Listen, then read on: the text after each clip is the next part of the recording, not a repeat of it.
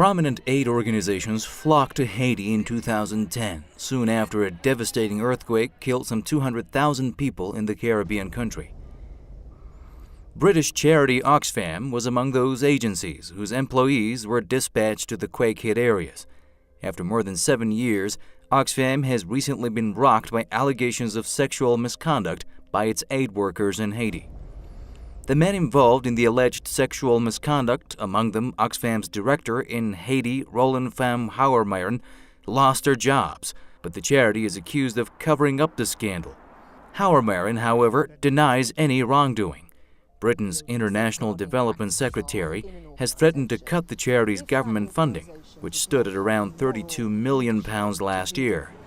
That accounts for about 8% of Oxfam's income. So in terms of the current situation in Haiti with the scandal that has come out recently, I think we have to look back at the origins of the problem with Haiti. And the problem stems back to its victory in 1791 against the French Revolution, against Napoleon.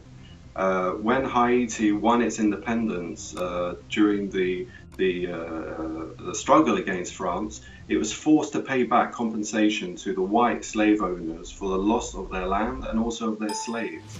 So instead of the slaves being compensated, France demanded payment of 150 million francs, which is roughly equivalent to 20 billion US dollars today.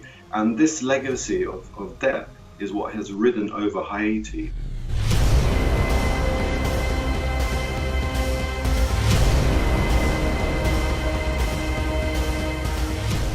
Meanwhile, Oxfam has faced severe criticism from the Haitian government, with President Jovenel Moïse now calling for a probe into other charities' works in the country.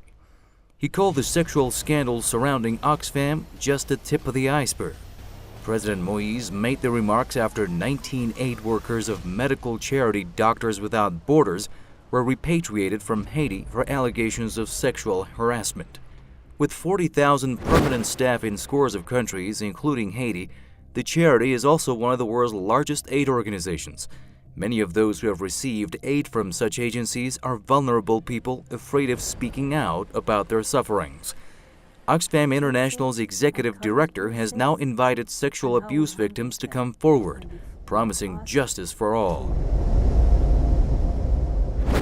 Looking at this in a much broader scenario, we can't just speak up about Haiti, and we know that the exploitation of individuals and the sexual exploitation that's been going on by individuals who work in different scenarios, different aid scenarios.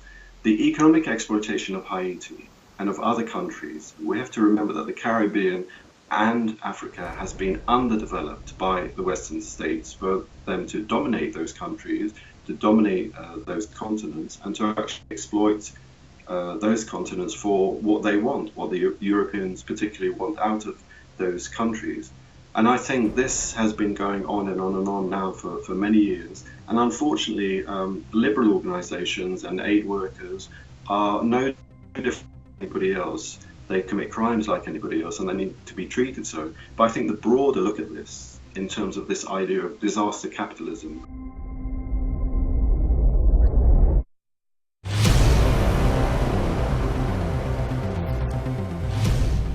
With Oxfam coming under mounting pressure, the British charity's CEO has apologized to the public. I was very clear with the Minister today that firstly we apologise to the British public and to the Haitian public.